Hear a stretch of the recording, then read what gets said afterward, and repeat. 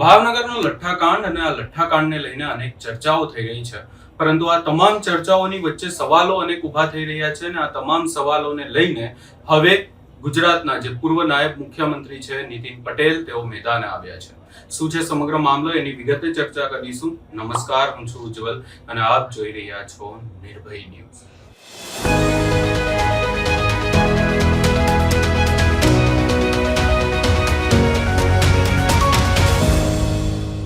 ગુજરાતમાં શું દારૂબંધી હટી જવી જોઈએ?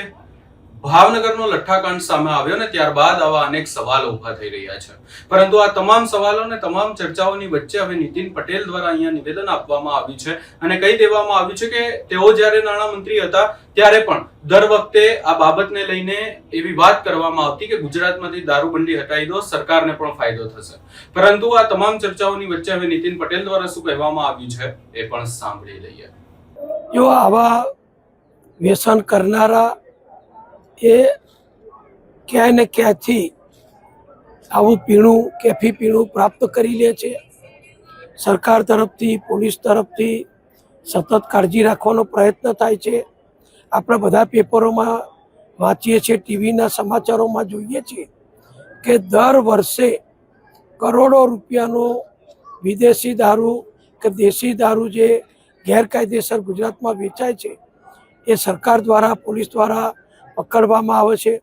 છેલ્લા થોડા વર્ષોથી જે ડ્રગ લેવાની પણ જે યુવાનોમાં શરૂઆત થઈ છે એના અંગે પણ સરકાર કડક પગલાં લે છે અને આપણા બંદરો પર પાકિસ્તાન દ્વારા કે બીજા જે દુશ્મન દેશો દ્વારા આપણા યુવાનોને નશાના રવાડે ચડાવી દેવા માટે, આપણી દેશની યુવા શક્તિને છિન્ન ભિન્ન કરવા માટે જે ડ્રગ સપ્લાય કરવામાં આવે છે એ ડ્રગ પણ ગુજરાત પોલીસ અને કોસ્ટલ ગાર્ડ દ્વારા દર વર્ષે કરોડો રૂપિયાનું પકડાય છે।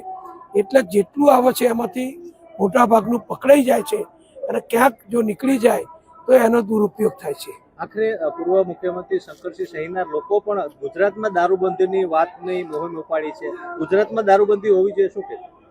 જો આ અંગે બહુ લાંબા સમયથી ગુજરાતમાં વિચારો પોતપોતાની રીતે દરેક નેતાઓ પ્રગટ કરે છે, પણ મોટા ભાગનો જે ગુજરાતની જનતાની લાગણી છે, ઈચ્છા છે, ગુજરાતમાં કાયદો અને વ્યવસ્થા ખૂબ સારી રીતે ચાલે છે।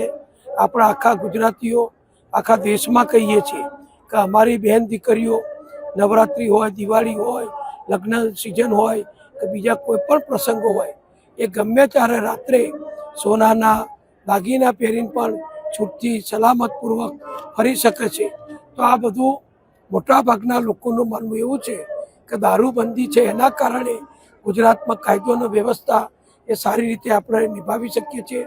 બીજા રાજ્યોનો દાખલો આપો કે બિહારમાં પહેલાં દારૂબંધી નહોતી તો ત્યાંની સરકારે પણ અગાઉ દારૂબંધી કરી, બીજા ઘણા રાજ્યોએ પણ દારૂબંધી સ્વીકારી છે। એટલે દારૂબંધી જતી કરવાથી, છૂટ આપવાથી ફક્ત સરકારના આવક થાય છે। હું નાણામંત્રી વર્ષો સુધી રહ્યો છું, અમારા પણ દર વર્ષે દરખાસ્ત આવે કે આપણે જો દારૂબંધી ઓછી કરીએ, હળવી કરીએ અથવા મુક્ત કરીએ તો ગુજરાતને હજારો કરોડની આવક થાય એક્સાઇઝની।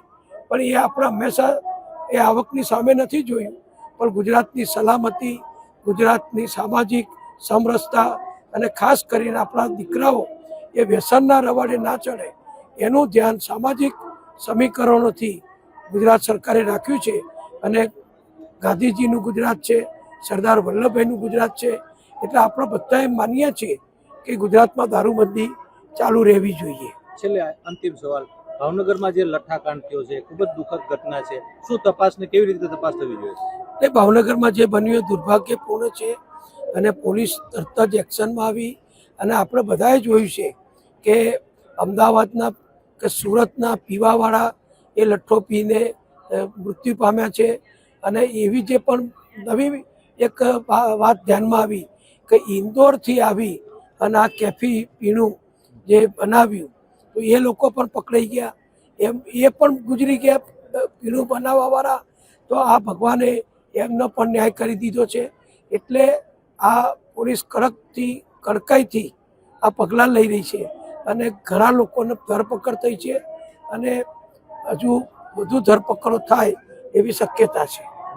તમે અહીંયા નીતિન પટેલને સાંભળ્યા અને તેમના દ્વારા અનેક વાતો કરવામાં આવી, ખાસ કરીને અહીંયા જે દારૂ અને ડ્રગ્સ છે એને લઈને પણ વાત કરવામાં આવી, પરંતુ હજી સુધી એવું જ કહેવામાં આવી રહ્યું છે કે સરકાર દ્વારા કાર્યવાહી કરવામાં આવી રહી છે, દારૂ ડ્રગ્સ પકડવામાં આવી રહ્યો છે, પરંતુ અહીંયા સવાલ એ જ ઉભો થઈ રહ્યો છે કે આખી બાબતને લઈને હવે જવાબદારી કોણ લેશે. આ સમગ્ર બાબતે તમારો શું અભિપ્રાય છે એ અમને કમેન્ટ કરી જરૂર જણાવશો ને અમારી ચેનલ નિર્ભય ન્યૂઝને લાઈક, શેર, સબસ્ક્રાઇબ કરવાનું ભૂલશો નહીં.